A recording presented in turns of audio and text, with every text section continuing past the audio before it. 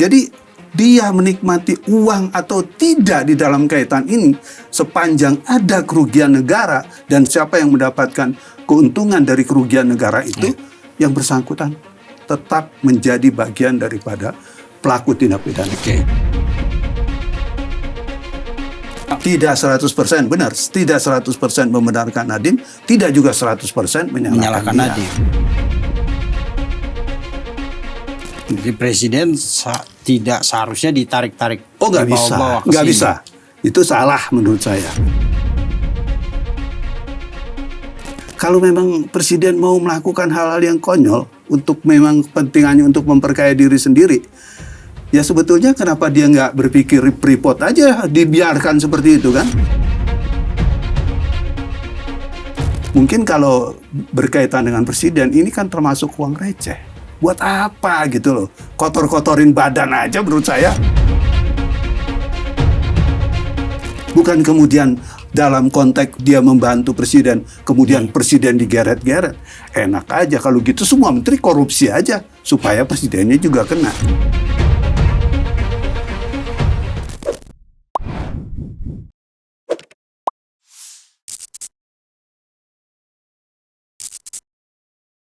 Ini lama kita gak ketemu, Om? Iya, hampir 2 bulan. 2 bulan? 2 bulan. Iya.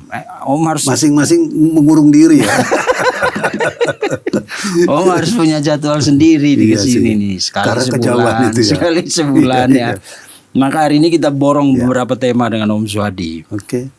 Pertama, kemarin saya baca tulisan Om di Tribun. Di Tribun. iNews. Ya, di Tribun. iNews juga deh. Ya, aku baca yang di Tribun. Ya. Tentang tanggapan Om soal kasus Nadiem, lebih spesifik tentang kenapa Pak Jokowi kok bisa diseret-seret ke sana namanya kan sama Nadiem. Tadi juga aku baca beberapa artikel, jaksa juga sempat menegur Nadiem kan. Nah, tapi kan kadang-kadang Nadiem ya kan menyebut nama Pak Jokowi di persidangan itu, dan istilahnya ya minta pertanggungjawaban juga Pak Jokowi kan. Nanti Om Suhadi akan jelaskan apakah tepat, apakah layak, apakah patut Pak Jokowi dibawa-bawa ya. Gitu kan.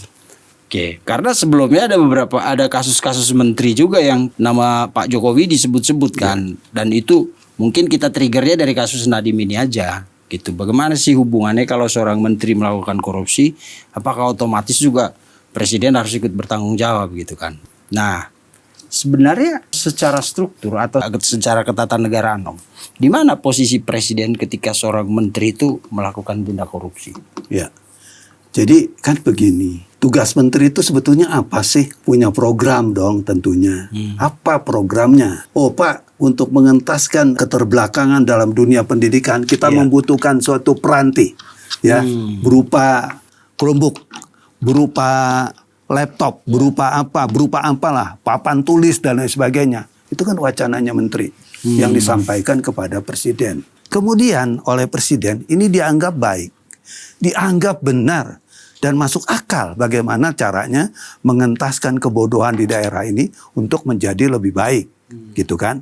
Nah kemudian kalau memang pada konteks kerja ini bisa diterima, ya tentunya kan yang bersangkutan ya ajukan dong, ya. Bagaimana untuk permohonan seperti itu, ya? Di sini kan ada Menteri Keuangannya, ya. Terus kalau seandainya nanti memang pemerintah sudah menyetujui anggaran-anggaran seperti ini, itu kan pengajuannya, ya. Itu kan ke DPR, gitu kan? Ke DPR, nanti DPR menggodok ya permintaan daripada yang bersangkutan dari pihak kementerian ini. Pak, saya butuh duit untuk kepentingan ini.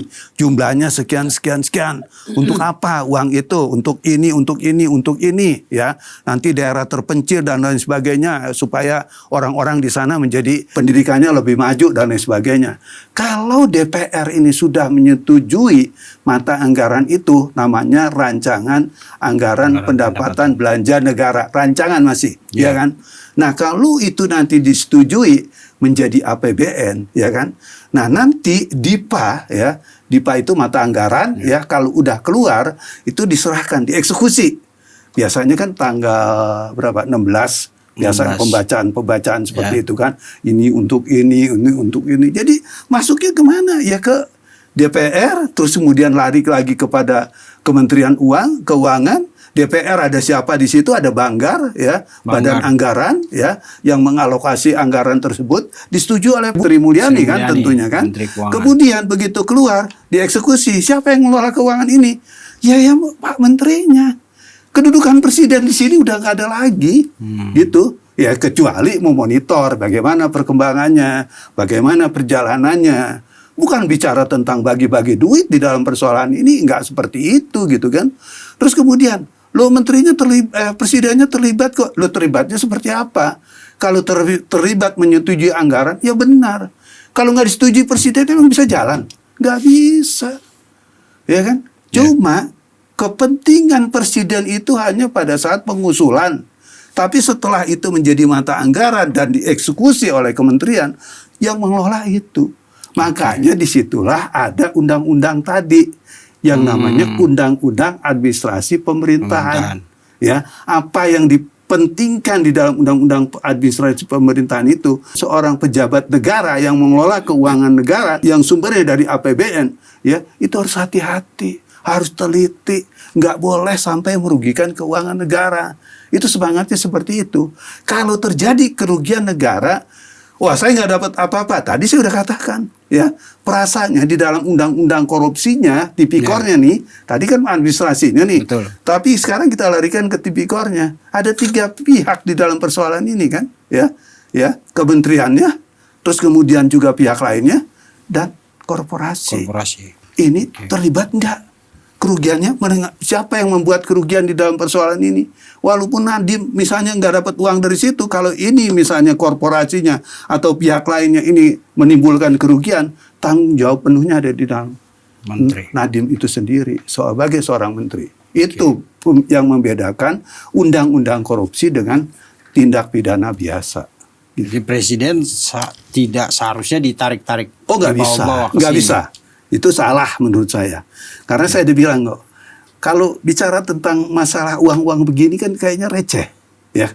Kalau memang presiden mau melakukan hal-hal yang konyol untuk memang kepentingannya untuk memperkaya diri sendiri, ya sebetulnya kenapa dia nggak berpikir Freeport aja dibiarkan seperti itu kan? Ngapain nyari-nyari saham sampai 51%, ya, sampai ribut-ribut sampai negara-negara Amerika. Terus juga tambang-tambang yang lain sampai ribut-ribut sampai negara Eropa, sampai digugat dan lain sebagainya. Kan tinggal cincai-cincaian aja, ya kan? Kong kali kong, istilahnya, dapat uang banyak. Bukannya triliunan, mungkin ratusan triliun didapat oleh Pak Jokowi kalau memang itu mau dilakukan. Tapi kan tidak, ya.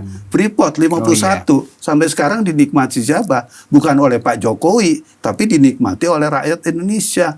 Terus juga tambang-tambang yang diambil alih dari negara-negara lain, ya kan? Yang dulu dikelola oleh perusahaan-perusahaan asing, ditarik oleh Pak Jokowi. Kalau dia mau tiong-tiong, istilahnya dia mau duduk tenang, ya kan? Dia kong kali kong aja di sini, dapat uang kok. Bukannya triliunan yang mungkin kalau berkaitan dengan presiden, ini kan termasuk uang receh. Buat apa gitu loh? Kotor-kotorin badan aja menurut saya, gitu kan? Kalau bicara tentang Freeport, ya udahlah, saya nggak ambil 51, tapi dapat komisi ya saya sekian. Selesai loh.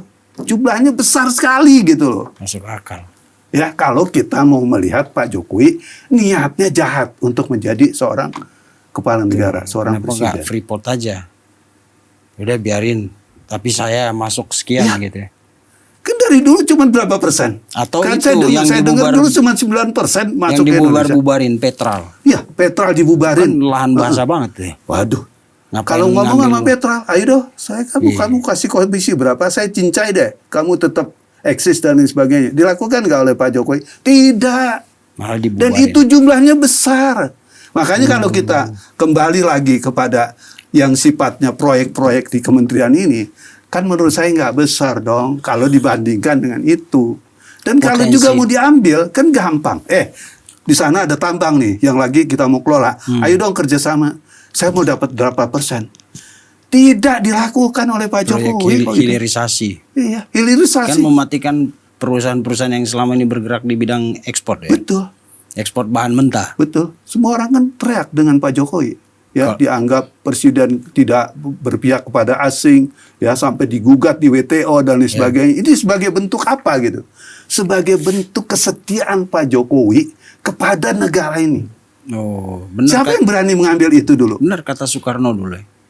Pemimpinmu kalau dipuji-puji negara asing berarti dia pengkhianat. Oh, ya kita nggak ngomong gitu, nanti ada yang tersinggung lagi kan? Maksudnya itu konteks. Enggak, nanti ada yang tersinggung. Itu konteks konteks Soekarno ketika di masa kolonial. Kan, ya betul. Karena waktu itu banyak penjilat ya, yang betul. Ya jangan kan beginilah, bangsa kita kalau senang dipuji-puji asing, ya berarti kita ini menjadi bangsa paranoid juga menurut saya gitu kan? Ya karena kalau kita dipuji-puji, orang memuji tujuannya apa? Hah? Supaya happy kan, apa yang dinikmati, ya kan? Ya. Karena sekarang yang orang dikatakan ikut membangun bangsa dan negara, investasi dan lain sebagainya, tujuannya apa? Mau mencari keuntungan sebesar-besarnya untuk negaranya kok, bukan untuk kepentingan Indonesianya. Betul. Ya cobalah kita lihat sekarang Freeport, ya 50% saham benefitnya menjadi keuntungan bangsa Indonesia, kan besar itu menurut saya kan? Ya, apalagi yang disalahkan gitu ya. Jadi ya kalau kita bicara tentang ini, menurut saya salah paham gitu loh. Kan dulu waktu Pak Jokowi jadi presiden, dia mengatakan tidak ada visi menteri, yang ada visi presiden gitu. Maka ketika menterinya kayak kasus Nadiem ini terlibat disangkakan melakukan tindakan korupsi, harusnya Pak Jokowi ikut bertanggung jawab. Tapi ya sudah, ya kalau dibilang tidak ada visi menteri, tapi ada visi presiden. Ya. Terus kemudian ada kesalahan dari menteri, presidennya juga harus bertanggung jawab.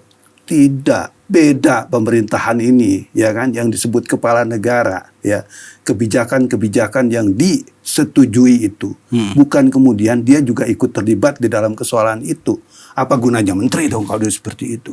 Makanya kan saya dibilang tadi, ya, di dalam undang-undang administrasi negara itu jelas kalau kok. Di situ tidak lagi menyebutkan bahwa atasan pejabat yang bersangkutan dibawa-bawa dalam kaitan ini. Tapi pejabat yang bersangkutan ini yang memang harus bertanggung jawab karena dengan dia proyek yang pengelola keuangan ditanganinya. langsung gitu ya. Kenapa? Karena dia yang mengelola keuangan itu secara langsung. Iya, makanya kan saya dibilang kalau berkomentar itu harus membaca dulu, ya. Terukur enggak komentarnya. Kalau hanya sekedar asbun, semua orang bisa. Apalagi kepentingannya kan. Kalau tujuannya menjelek-jelekin Pak Jokowi, gampang aja. Kemarin saya lihat juga seorang tokoh politik, juga tokoh partai politik yang cukup terkenal kan. Wah begini, ini karena begini dan sebagainya. Loh begini bagaimana gitu kan. Undang-undang jelas kok. Ya kalau memang semua menteri salah ya presiden siapa yang mau juga yang menjadi presiden. Iya dong kan ya, gitu. Juga, ya. Makanya kenapa dibebankan kementerian itu? Presiden dibantu oleh para menterinya. Bukan kemudian dalam konteks dia membantu presiden, kemudian presiden digeret-geret. Enak aja kalau gitu semua menteri korupsi aja supaya presidennya juga kena. Ya. Dan kan saya udah bilang tadi, undang-undang tidak ada yang mengacu kepada kepentingan hukum ya berkaitan dengan peran presiden kerja daripada menteri tersebut. Tanggung jawab menteri ya tanggung jawab dia, tanggung jawab menteri bagian daripada kesalahan yang juga dilakukan oleh kementerian itu sendiri. Jadi nggak ada presiden yang bisa dibawa-bawa dalam kaitan ini. Soal argumentasi lain yang mengatakan ini kan instruksi presiden dan ini uangnya sangat besar untuk proyek seperti ini. Maka ketika terjadi pendidikan itu 20% kan? Kalau nggak salah di APBN itu kan. Dan untuk program ini itu berapa persen dari dana pendidikan? Tapi intinya sekitar 4 triliunan, 4,8 triliun atau apa. Karena itu Pak Jokowi sempat menginstruksikan juga untuk riset kan. Nah coba kita lihat latar belakangnya Om. Kenapa sampai Pak Jokowi mengeluarkan instruksi seperti itu kan. Untuk meningkatkan atau mengeluarkan dana besar untuk proyek sistem pendidikan berbasis teknologi digital ini kan. Teknologi informasi dan riset. Kan waktu itu Pak Jokowi melihat bahwa di daerah tertentu terutama di daerah 3T itu ada ketimpangan dalam hal pendidikan. Di sini orang di daerah-daerah barat gitu ya, di Indonesia barat gitu. Itu fasilitas pendidikannya begitu canggih dan orang begitu mudah mengakses informasi dan lain-lain karena jaringan internetnya bagus ya kan. Lalu kalau tidak salah kemudian Pak Jokowi jatuh hati pada Nadiem lah karena melihat inovasi dia di Google kan yang bisa membuat Gojek waktu itu sangat canggih dengan teknologi informasi seperti itu dan dia berharap dengan pengalaman Pak Nadiem di Gojek itu juga yang bisa dilakukan di Bisa mengangkat pendidikan. Bisa mengangkat pendidikan. Sistemnya diubah jadi lebih teknologis lah. Ya. Gitu. Tapi orang kemudian mengaitkan, orang malah sekarang berpikir itu kan dananya gede, tapi mereka tidak melihat latar belakangnya ini kan. Bahwa Pak Jokowi itu sebenarnya ya kalau mau membangun daerah 3T itu memang nggak kecil anggarannya, karena kayak semua mulai dari nol, termasuk internet yang di sini orang udah lalu lalang kemana-mana, di sana Di orang, daerah belum tentu bisa itu. orang masih naik ke bukit supaya betul. dapat sinyal itu kan. Terus bagaimana cara menggunakan alat teknologi tersebut? Kan nggak mungkin bisa. Betul. Iya, itu ikannya yang juga menjadi persoalan. Terus kemudian dikait-kaitkan kepada Pak Jokowi. Kenapa juga nggak ikut menasehati dan lain sebagainya? Ya kan tugas menteri dong itu. Betul. Ya kan tugas menteri udah memberikan paparannya, kementerian sudah memberikan suatu presentasi yang memang bisa dipertanggungjawabkan secara akademis. Memang salah kan juga enggak gitu dalam kaitan ini ya. Makanya saya tadi katakan ya, begitu ada persetujuan anggaran menjadi DIPA kemudian dieksekusi, terus kemudian dikelola oleh kementerian, tugas presiden tidak lagi ada di situ, gitu loh. Mungkin ini harus ada orang ini atau kemudian ini harus begini, enggak. Harusnya dia di manajerial, di atas, jauh di atas menteri. Itu tadi saya dibilang kan ada 3 hal yang berkaitan dengan masalah tadi kan, administratif, rule, ya, terus kemudian juga politik. Tadi saya sudah katakan kepentingan politik di sini apa di dalam ilmu administrasi negara secara hukum ya, ini nggak boleh merugikan kerugian negara.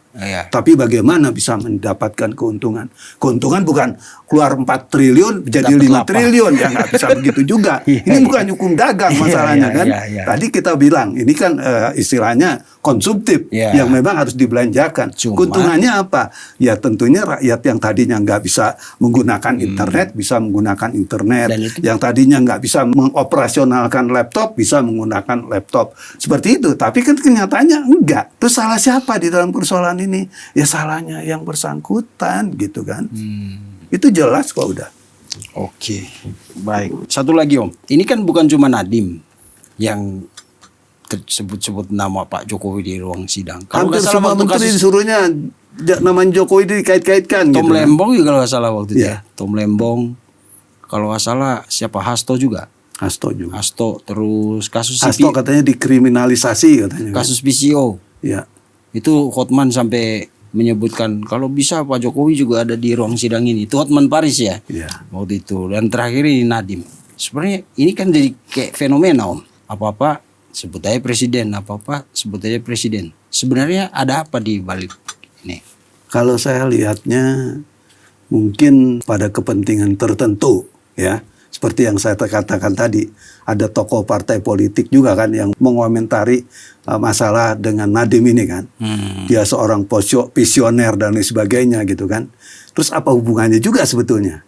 Nah kalau saya lihat seperti ini, ya itu kebencian aja yang harusnya. Kalau saya lihat gitu kan.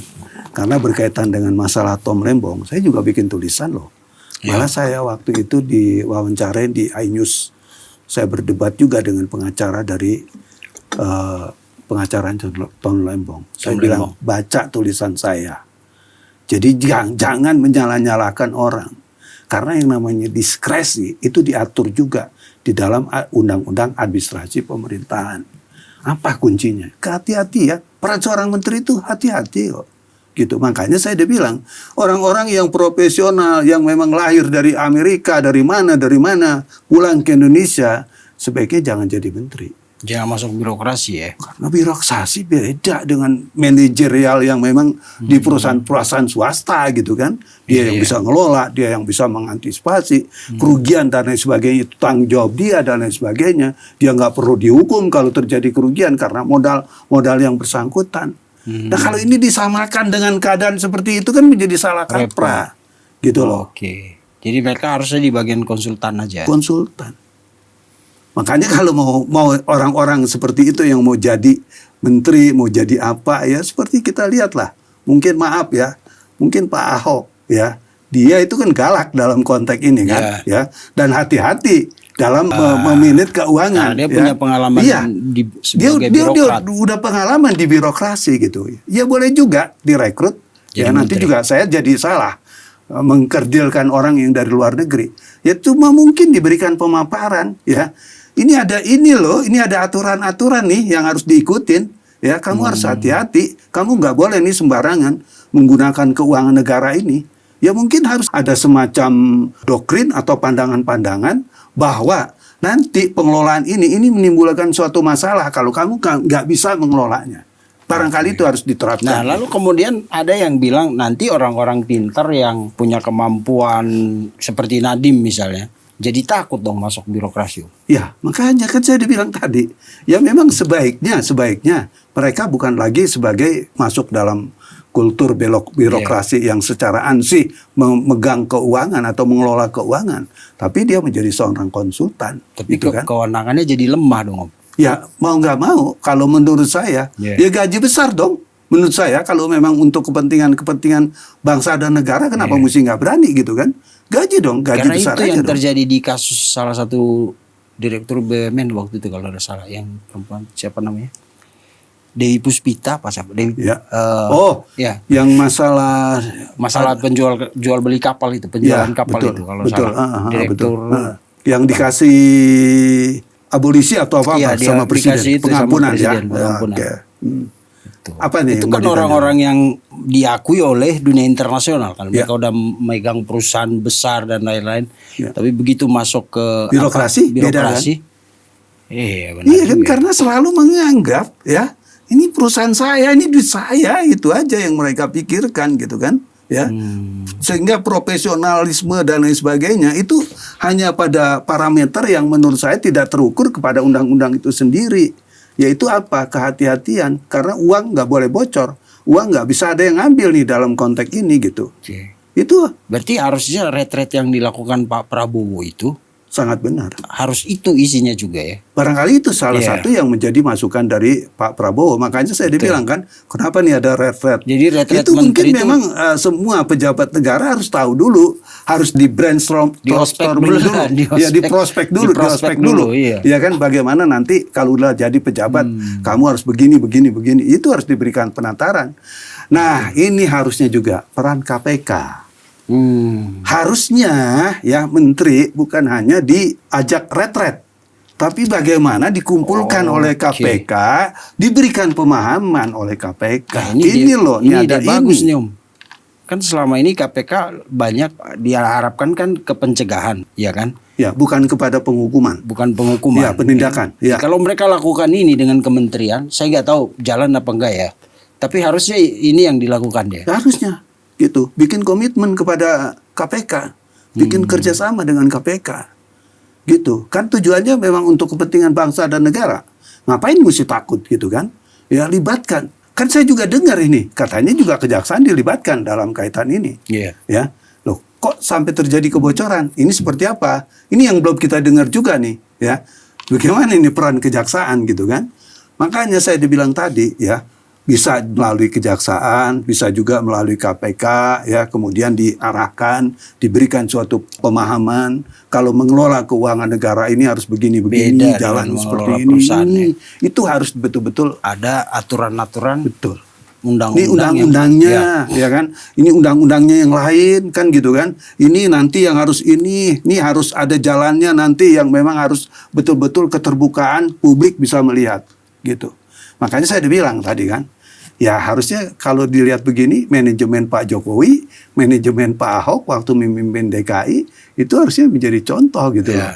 Sekarang kita lihat kan ada KDM di mana di Bandung, di Jawa Barat, terus ada Serli di mana di Maluku Utara, ya kan? Ini kan contoh-contoh pemimpin-pemimpin yang menurut saya kredibel dan bisa dipertanggungjawabkan. Mereka nyaman-nyaman aja kok. Malah kemarin saya kaget juga, ya, APBN yang didapatkan di Serli untuk kepentingan Maluku Utara itu ternyata juga nggak begitu besar loh, ya kan? Tapi bagaimana dia menghidupi itu? Malah kemarin dia ada curhat juga, kalau bicara tentang masalah uang yang dikucurkan dari pusat ke daerah, ya, ke wilayah dia, itu kan cukup buat bayar gaji aja katanya. Karena kan ada potongan itu, Bom. Potongan transfer ke daerah, TKD. Ya, TKD. Kan ada potongan TKD itu berkaitan dengan masalah penyusutan ini ya, betul. Apalagi dipotong seperti itu gitu kan. Nah, ternyata bisa hidup kok. bisa tetap sampai sekarang happy. Iya. Maluku Utara berapa ya PDP-nya itu? Iya. Kan besar sekali Paling kan. Ya. urutan keberapa 20 dia? berapa loh? Ya, Iya. kan besar sekali itu menurut saya gitu kan. Kok bisa gitu kan? Ya bisa kalau memang itikadnya ya untuk membangun itu ada.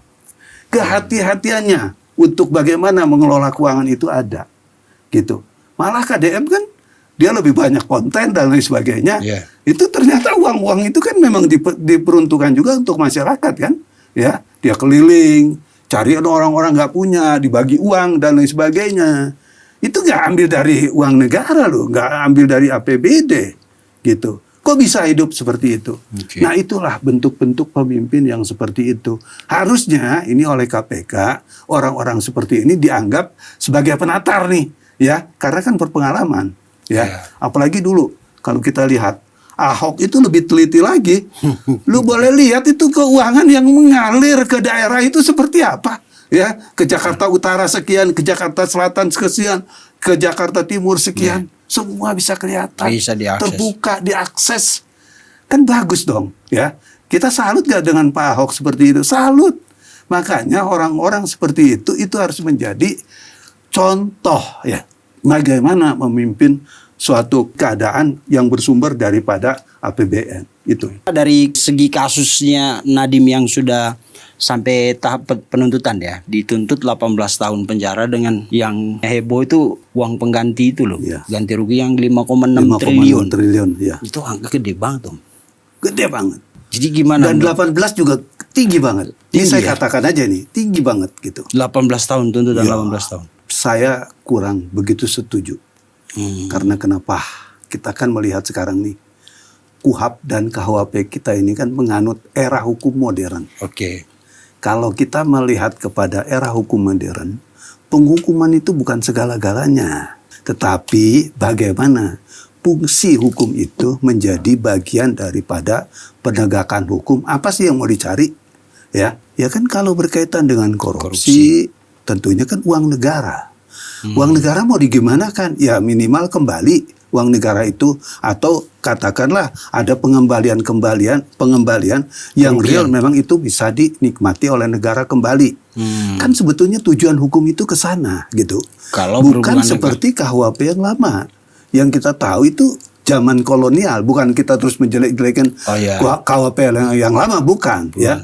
Tapi kan memang parameter berpikir atau ukuran filosofis berpikirnya itu kan penghukuman. Ya, bagaimana orang dihukum seberat-beratnya, bagaimana orang dimasukkan ke dalam penjara dan lain sebagainya. Itu kan KUHP yang lama seperti itu, ya, roh dan model yang memang mau diterapkan gitu kan. Tapi sekarang kan tidak. Kita menganut kepada hukum modern. Ya mungkin pengertian kemarin saya sempat diskusi juga sih sama teman. Apa yang disebut dengan hukum modern itu?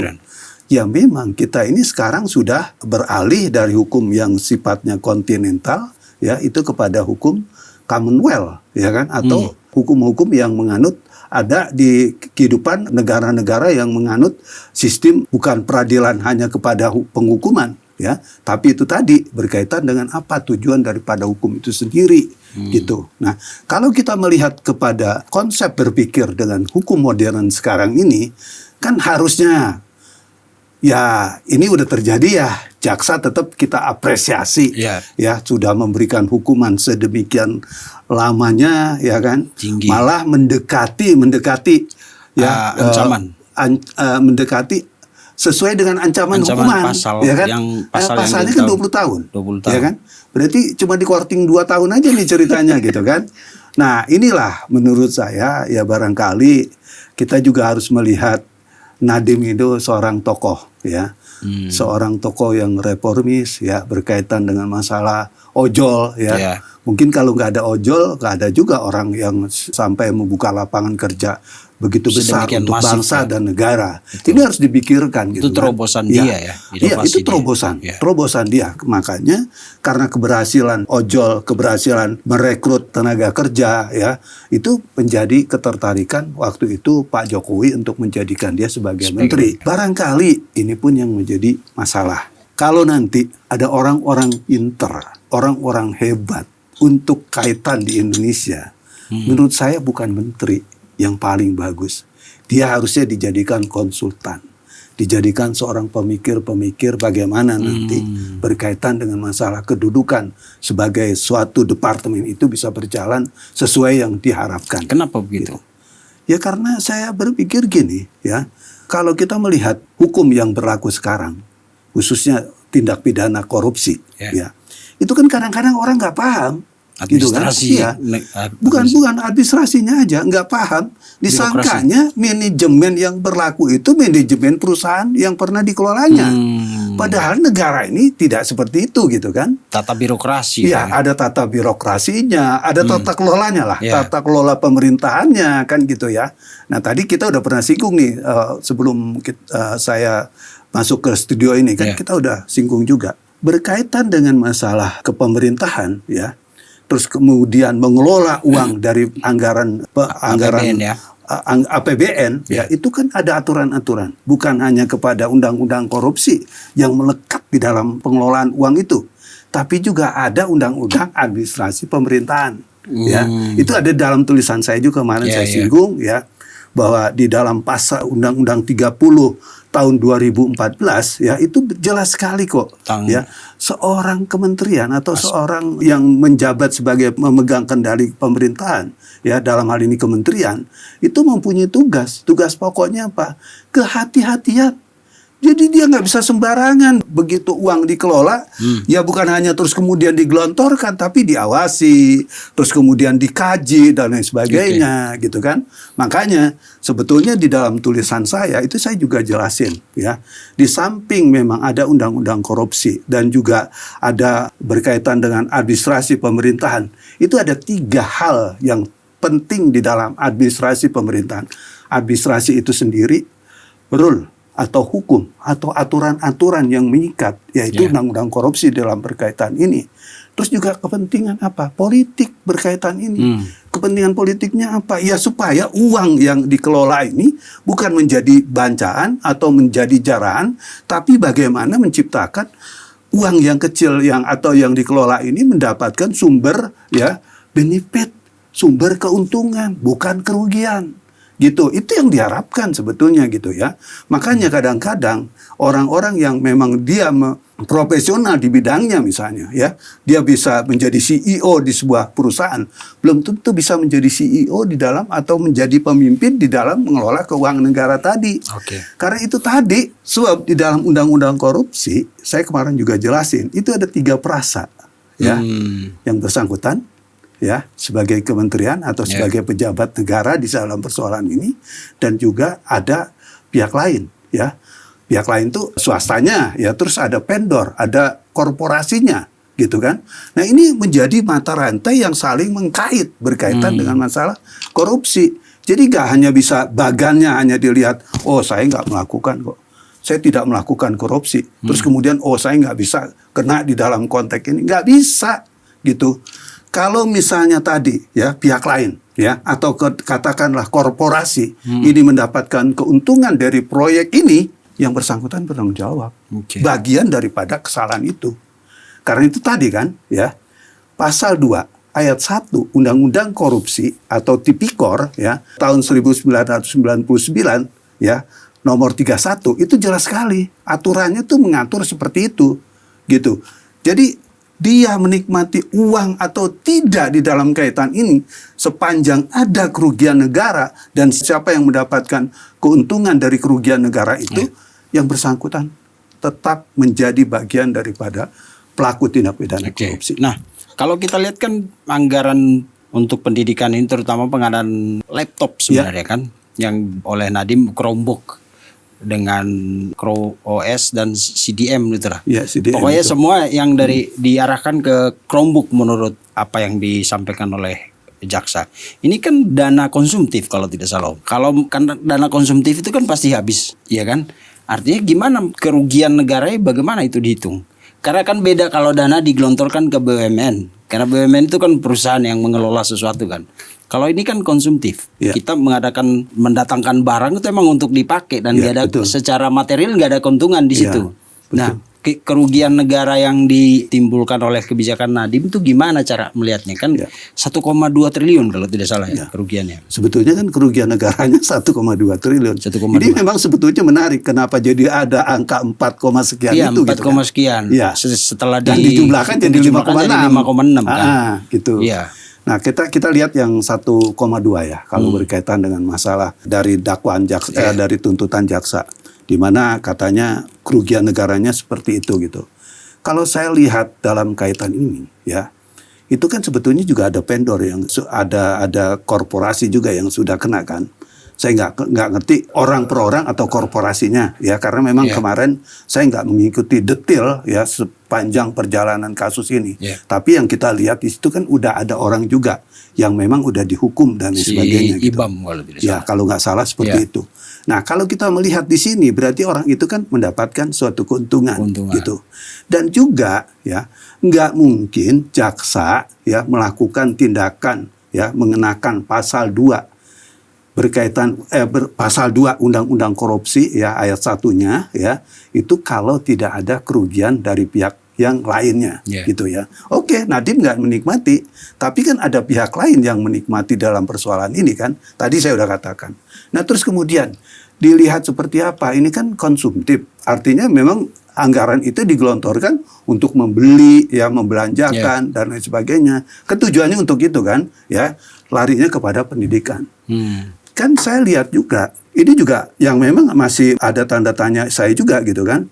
Katanya ya 5,6 harga laptop yang dibeli itu kalau nggak salah ya, komputer atau laptop itu yang dibeli ya. Terus kemudian ada perbandingan sebetulnya ada di tempat lain yang sebetulnya jauh lebih murah gitu.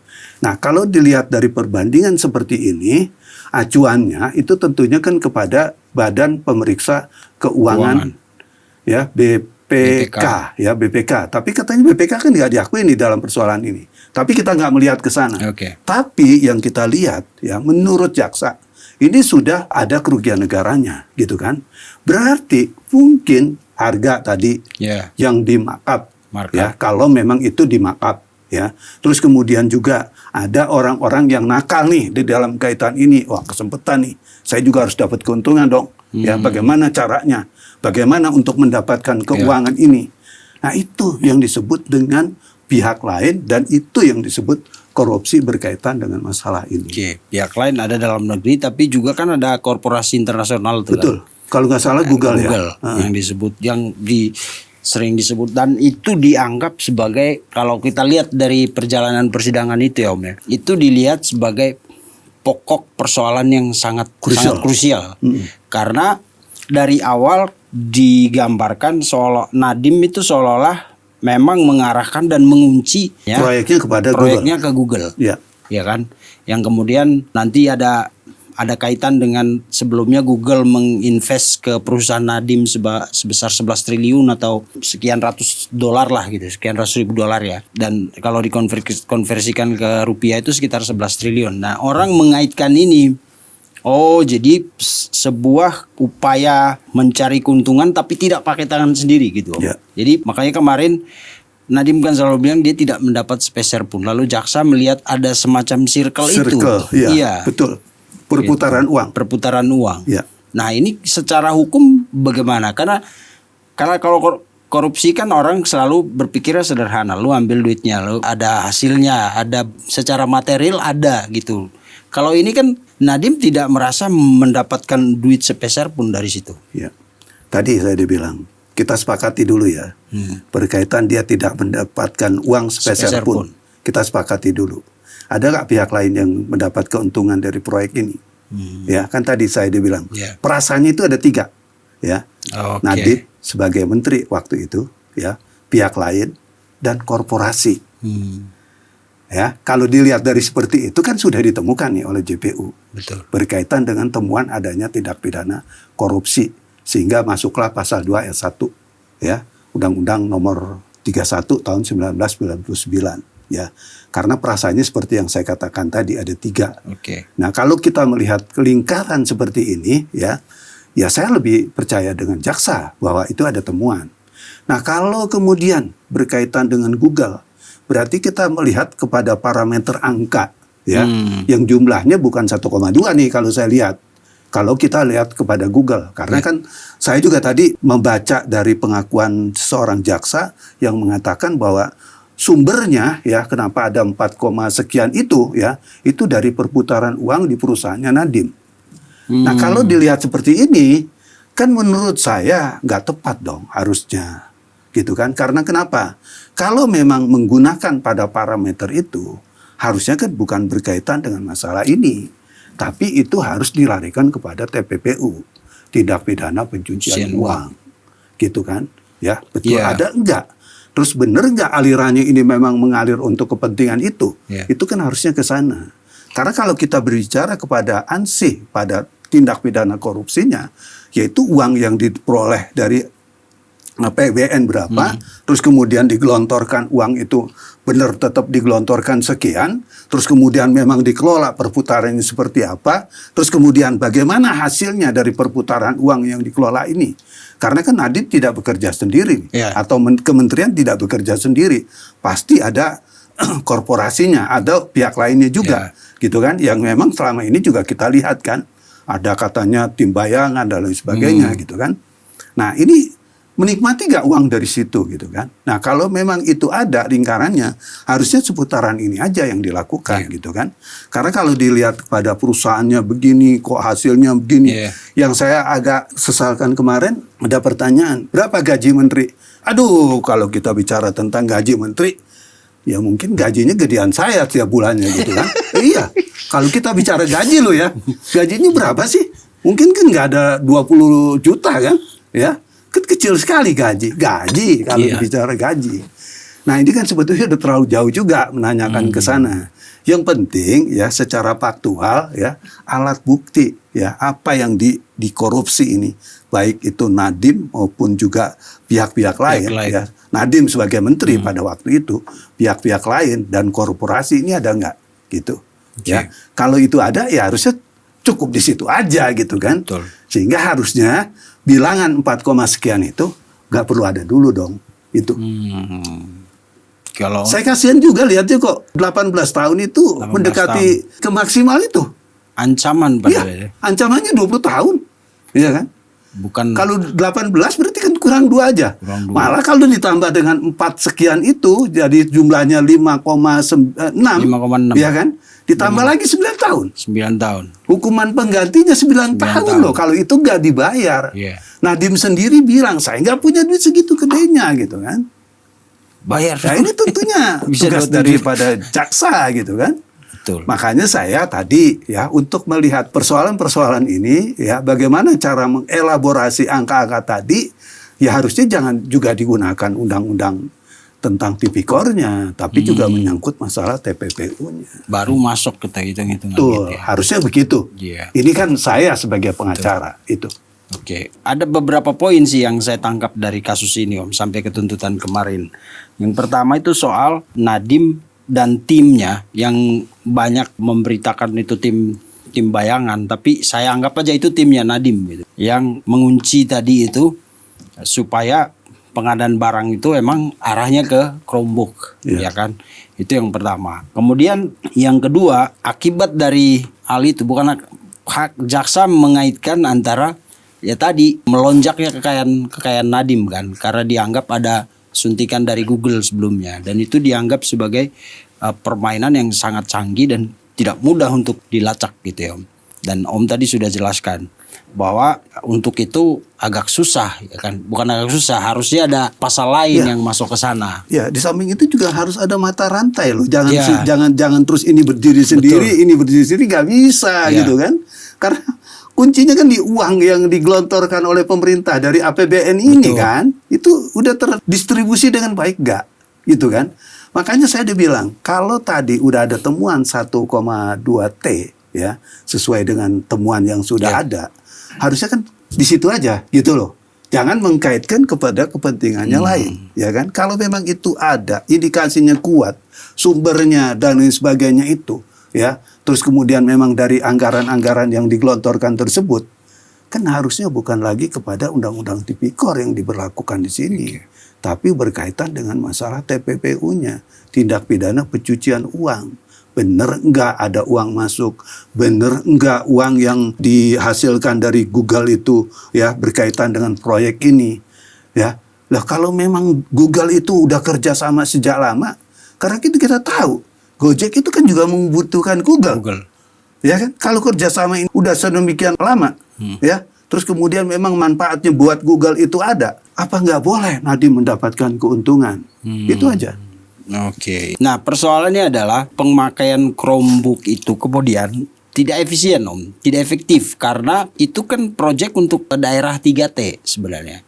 Sementara kita tahu daerah 3T itu kan bukan daerah yang kapasitas internetnya sudah memadai. Iya. Ya kan?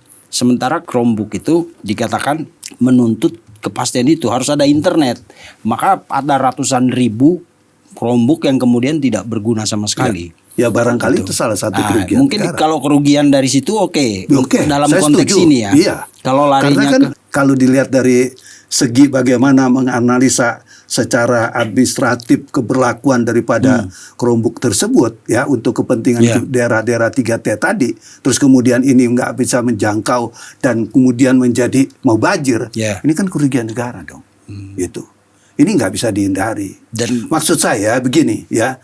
Jadi oke lah kalau seandainya memang ada kerugian-kerugian yang memang itu berkaitan dengan keuangan negara yang digunakan dengan cara yang salah, dengan cara yang tidak tepat sasaran dalam kaitan ini, yaitu aja yang dikorek di dalam konteks ini.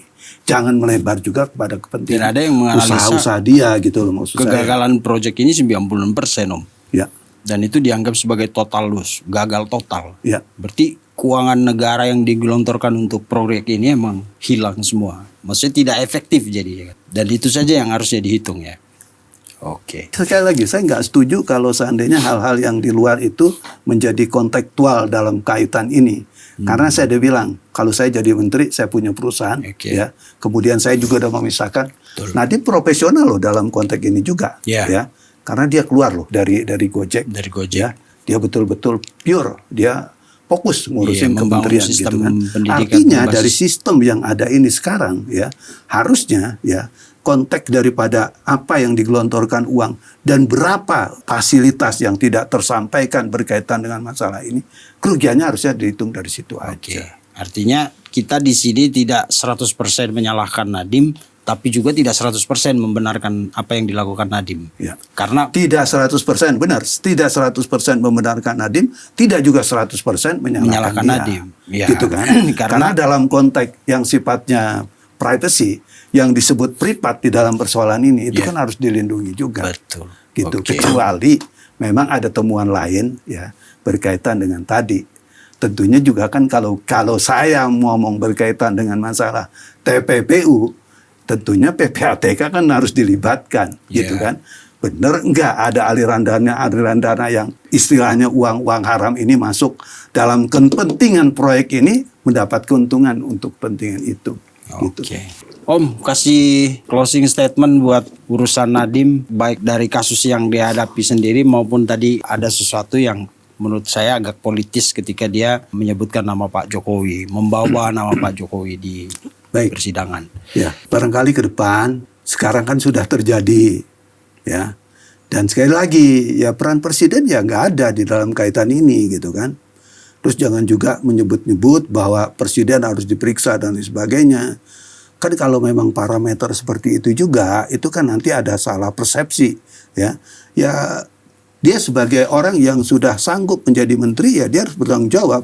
Bukan kepada jabatannya, tapi akibat daripada jabatan itu, ya itu harus dijalankan.